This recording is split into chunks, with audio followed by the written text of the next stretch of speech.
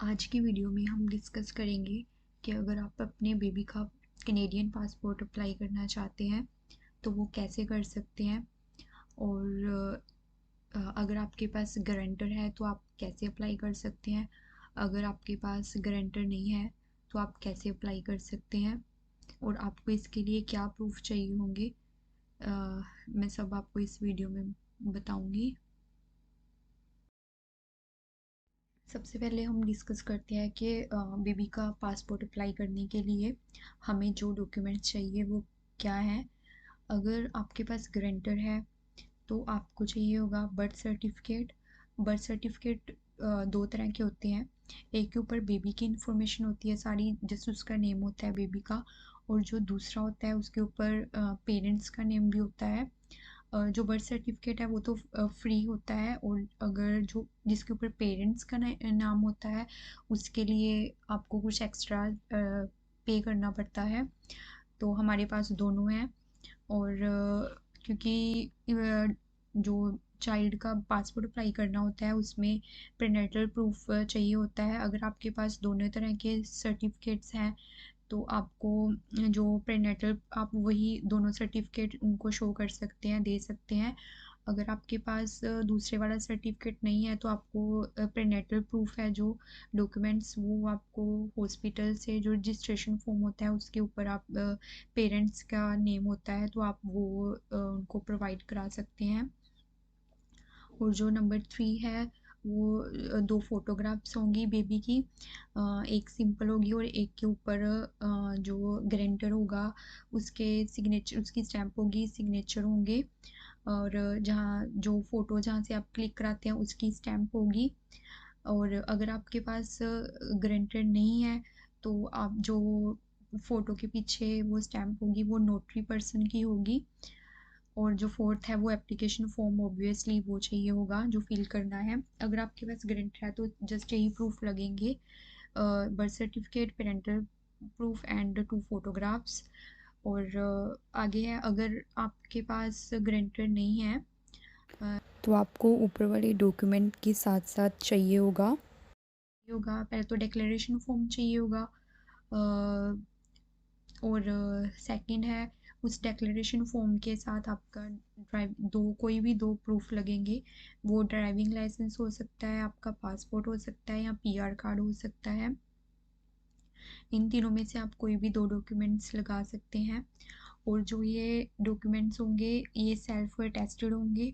और इन दो डॉक्यूमेंट्स के ऊपर जो नोटरी पर्सन होगा उसके सिग्नेचर होंगे और वो अपनी स्टैंप लगाएगा। और आप जो नोटरी पर्सन है वो इसके लिए, हाँ, हमसे तो उसने $70 चार्जेस किए थे। आप पूछ सकते हैं, उनको ये सब पता होता है। आप उनको अपनी डिस्कस कर सकते हैं कि हमें पासपोर्ट के लिए अप्लाई करना है और हमारे पास कोई गारंटर नहीं है, तो वो आपको सब उन्हें पता होता है, वो साइन कर देंगे। और आपको जो भी स्टैंप वगैरह है वो आपके डॉक्यूमेंट्स के ऊपर लगा देंगे। और जो ये आपके डॉक्यूमेंट्स होंगे जैसे ड्राइविंग लाइसेंस है, पासपोर्ट है, ये आपकी फ़ोटोकॉपीज़ होंगी, ये ओरिजिनल नहीं होंगे।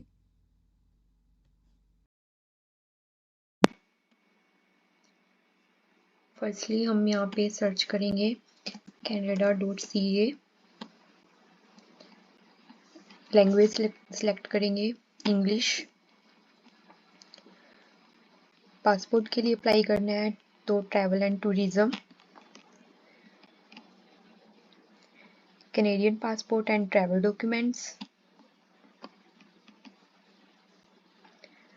Apply for a passport for your child.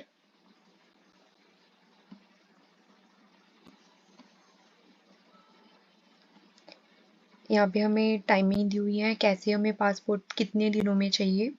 Urgent है तो ये सिलेक्ट करेंगे, एक्सप्रेस है तो जो 2 to 9 बिजनेस डेज में आ जाएगा, और एक स्टैंडर्ड टाइम है 10 to 20 बिजनेस डेज में आएगा, तो I will go with that.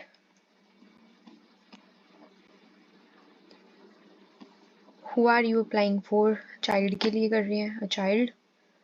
How do you want to apply, हमने इन पर्सन किया था तो in person. Was the child's most recent passport, lost हुआ है, डैमेज हुआ है और नन ऑफ द अबव। हमने तो अभी अप्लाई ही नहीं किया, फर्स्ट टाइम कर रहे हैं, तो नन ऑफ द अबव। यहाँ से हम फॉर्म डाउनलोड कर लेंगे, ओपन इट। ये हमारे पास कुछ इस तरह से फॉर्म शो होगा। जो 16 ईयर्स से नीचे है जो बच्चा है, उसके लिए हम पासपोर्ट अप्लाई कर सकते हैं, इस फॉर्म को फिल कर सकते हैं। यहाँ पे बच्चे पिक्चर्स आएंगी, हमें इसके लिए 2 पिक्चर्स चाहिए, जो कि यहाँ पर है कि पिक्चर कैसी होनी चाहिए, ये हमें बताया गया है। Let me show you.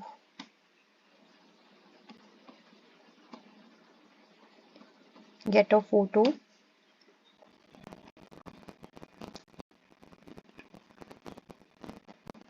What are you applying for? Child under 16 year? Yes. हमें कैसी फ़ोटो चाहिए? उसका फ्रंट ऐसा होना चाहिए और जो बैक साइड है उसके ऊपर जहाँ से हम फ़ोटो क्लिक कराएंगे उसकी उस शॉप की एड्रेस होना चाहिए, वहाँ उसका स्टैम्प होना चाहिए और यहाँ पे गारंटर के सिग्नेचर होने चाहिए। अगर हमारे पास आपके पास गारंटर है तो आप एक फ़ोटो के पीछे उसका सिग्नेचर करा सकते हैं। टोटल 2 पिक्चर्स होंगी, एक पिक्चर के पीछे कुछ नहीं होगा और एक पिक्चर के पीछे गारंटर के सिग्नेचर होंगे। और आपकी फ़ोटो यहाँ पे बताया गया है कि फ़ोटो कैसी होनी चाहिए।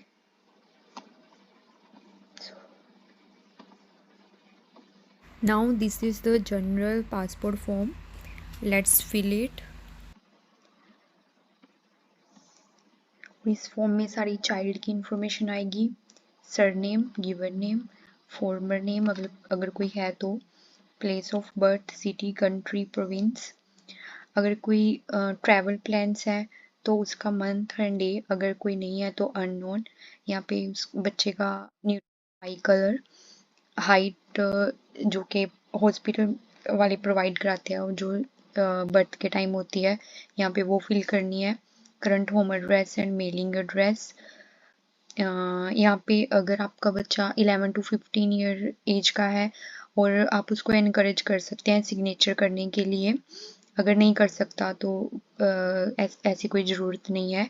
यहाँ पे डेट और city and province. And number 2, is the child currently the subject of an adoption. अगर कोई एडोप्शन प्रोसेस है तो येस, और आपको सभी डॉक्यूमेंट्स प्रोवाइड कराने पड़ेंगे, अगर नहीं है तो नो। अगर सेपरेशन एग्रीमेंट है तो येस, अगर नहीं है तो no. Relationship between the applicant and the other parent और लीगल गार्डियन। यहाँ पे जैसे हमारा मैरिड है, यहाँ पे मैरिड आएगा और मैरिज की डेट। एप्लीकेंट, जैसे कि मैं फॉर्म फिल कर रही हूँ, यहाँ पे मेरी सारी इंफॉर्मेशन आएगी, mother of a child, current surname, given name और former surname, date of birth, country of birth, सारी इंफॉर्मेशन आ जाएगी यहाँ पे। यहाँ पे अदर पेरेंट, जैसे कि मैंने अपने हस्बैंड की फिल करनी है, यहाँ पे सिग्नेचर, डेट, ये। और नंबर 3 है has a Canadian travel document. जैसे हम बच्चे की या चाइल्ड की इंफॉर्मेशन फिल कर रहे हैं तो ये उसके रिगार्डिंग क्वेश्चन है। जैसे अगर कोई उसका ट्रैवल डॉक्यूमेंट है, पासपोर्ट है और सर्टिफिकेट ऑफ आइडेंटिटी ऐसा कुछ है तो यहाँ पे यस करके उसका नंबर और डेट ऑफ इशू। अगर नहीं है तो no. Would you like the previous passport to be cancelled. अगर उसका कोई प्रीवियस पासपोर्ट है आप कैंसिल करना चाहते हैं तो अगर है तो यस, नहीं अदरवाइज इसको आप स्किप कर सकते हैं। प्रूफ ऑफ कनेडियन सिटीजनशिप, इसके 2 पॉइंट्स हैं। अगर कनेडियन प्रोविंशियल और टेरिटरी बर्थ, अगर बच्चे का जो बर्थ सर्टिफिकेट है यहाँ पे उसकी इंफॉर्मेशन आएगी, registration number, date of issue, certificate of Canadian citizenship.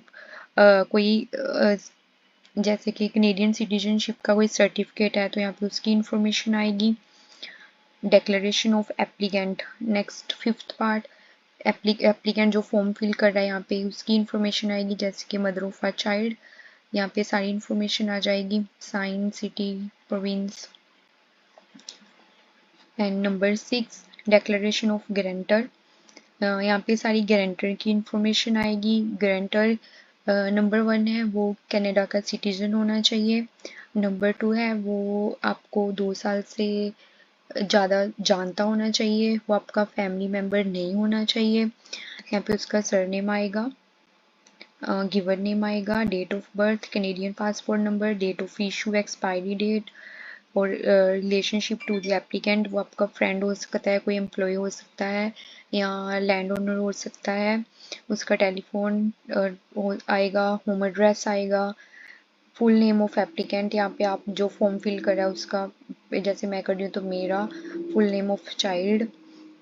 यहाँ पे नंबर ऑफ इयर्स, जैसे आप जो गारंटर है उसको कितने टाइम से जानते हो, वो 2 साल से कम नहीं होना चाहिए। सिग्नेचर होंगे गारंटर के और डेट एंड साइन एंड जो गारंटर है उसको आप पता होना चाहिए कि आप ये इंफॉर्मेशन फिल कर रहे हैं, क्योंकि जो उसके पास कॉल आएगी क्रॉस चेक करने के लिए, वो ज़रूर कॉल करते हैं। और नंबर 7 इमरजेंसी कॉन्टैक्ट इंफॉर्मेशन, ये ऑप्शनल है। अगर आप भरना चाहते हो तो भर सकते हैं, अदरवाइज स्किप कर सकते हैं, जैसे मैंने अपने हस्बैंड की फिल की है। और ये आगे डॉक्यूमेंट्स बताए हुए हैं जो जो आपने प्रोवाइड कराने हैं। और ये रिक्वायरमेंट चेकलिस्ट है, रिक्वायर्ड चेकलिस्ट है।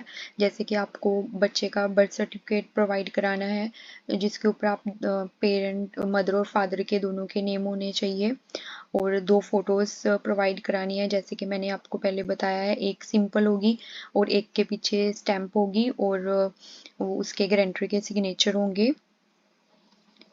एंड आगे ई पार्ट है, यहाँ पे आपकी क्रेडिट कार्ड इंफॉर्मेशन आएगी।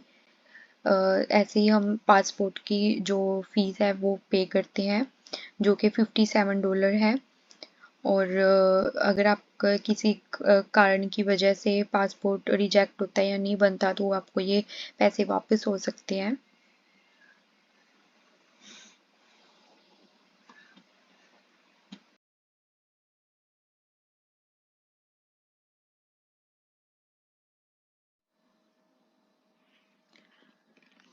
ये डिक्लेरेशन फॉर्म है, क्योंकि आपके पास गारंटर नहीं है तो इसलिए आपको ये डिक्लेरेशन फॉर्म फिल करना होगा। ये आपको, अगर आप पासपोर्ट ऑफिस फ़ोन करेंगे उनको आप कह सकते हैं कि हमारे पास गारंटर नहीं है, तो आपको ये फॉर्म वो प्रोवाइड कर देंगे। और आप इसको ब्लैक और डार्क ब्लू इंक के साथ फिल कर सकते हैं। यहाँ पे आपकी इंफॉर्मेशन आएगी, applicant's personal information, surname, given name, date of birth, place of birth, country और नेम ऑफ अ चाइल्ड। और आगे है आपने अपने जो 5 इयर्स के आपके एड्रेसेस हैं आपने यहाँ पे वो फिल करने हैं। Start with the most recent, जो कि आप करंटली कहाँ पे रह रहे हो वो आपको यहाँ पे फिल करना होगा। एंड आपने टूवर्ड्स द पास्ट जाना है, और किस ईयर से किस ईयर तक आप कहाँ पे रह रहे थे वो आपने यहाँ पे फिल करना है। और अगर आप 10 साल से एक ही जगह पे रह रहे हो तो वो सभी जगह पे वही एड्रेस आ जाएगा। जस्ट 5 साल का फिल करना है, उससे पीछे नहीं। और आगे आपकी ऑक्यूपेशंस, वो भी ऐसे ही 5 ईयर्स से आप क्या कर रहे थे। आप अगर आप स्टडी कर रहे थे तो आपकी स्टडी की इंफॉर्मेशन आ जाएगी। अगर आप कहीं पे काम कर रहे थे तो वो आ जाएगी। ये भी आपने टूवर्ड द पास्ट जाना है। करंटली आप कहाँ आपने स्टडी की है और क्या कहाँ काम किया है वो आ जाएगा। अब जहाँ आपने काम किया है वहाँ का टेलीफोन नंबर, और आपने क्या काम किया है या क्या स्टडी की है वो किस ईयर से किस ईयर तक वो, क्योंकि वो फ़ोन कर सकते हैं चेक करने के लिए। एंड अगर आप जैसे कि अदर फॉर्म ऑफ ऑक्यूपेशन, जैसे आप जैसे मैं थी मैटरनिटी लीव पे, तो यहाँ पे मैटरनिटी लीव आ जाएगी और यहाँ पे सिग्नेचर और डेट। आगे नंबर 2 है रेफरेंसेस। मेन रीज़न इस फॉर्म को फिल करने का यही है क्योंकि हमारे पास गारंटर नहीं था, तो इसलिए हमें किन्हीं 2 पर्सन की रेफरेंस देनी पड़ेगी। और वो पर्सन आपको 2 साल से ज़्यादा जानता होना चाहिए। वो आपका फैमिली मेम्बर नहीं होना चाहिए और वो कनाडा में होना चाहिए। उसका सरनेम आपके सरनेम से मैच नहीं करना चाहिए। जैसे कि सरनेम, उसका गिवन नेम, रिलेशनशिप, वो कोई फ्रेंड हो सकता है, एम्प्लॉय हो सकता है, लैंड ओनर हो सकता है, एड्रेस, उसका फ़ोन नंबर, और यहाँ पे वो आपको 2 साल से ज़्यादा जानता होना चाहिए, वो आ जाएगा। और ये जो आप इंफॉर्मेशन फिल कर रहे हो, इसका उस पर्सन को पता होना चाहिए, क्योंकि वो क्रॉस चेक करते हैं आपकी ये वो क्रॉस चेक करेंगे ये देखने के लिए कि आप सही हो।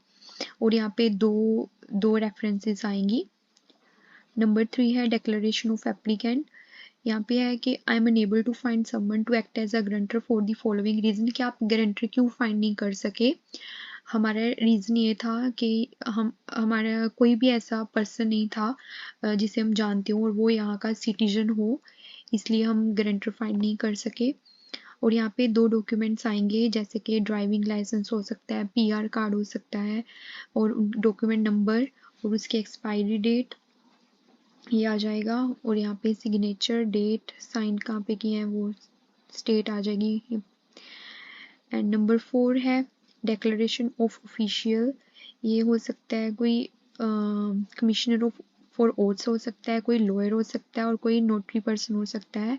हमने जिससे करवाया था वो नोटरी पर्सन था। यहाँ पे उसकी सारी इन्फॉर्मेशन आ जाएगी, उसका लास्ट नेम, उसका गिवन नेम, टेलीफोन नंबर, उसका बिजनेस एड्रेस, और उसके सिग्नेचर आ जाएंगे।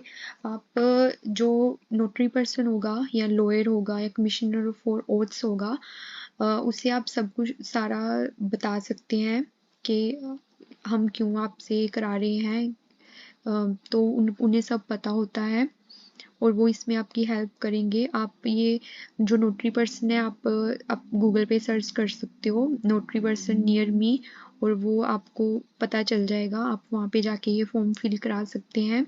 और जो एक फ़ोटो है उसके ऊपर भी इस यहाँ पे सिग्नेचर होंगे। और ये 2 फॉर्म होंगे, ये फ़ोटो कॉपी होंगे और ये सेल्फ अटेस्टेड होंगे। और यहाँ पे जो इन 3 पर्सन्स में से एक होगा वो अपनी स्टैंप लगाएगा। So this is the declaration form if you don't have a guarantor. I hope this is useful for you. Thank you for watching.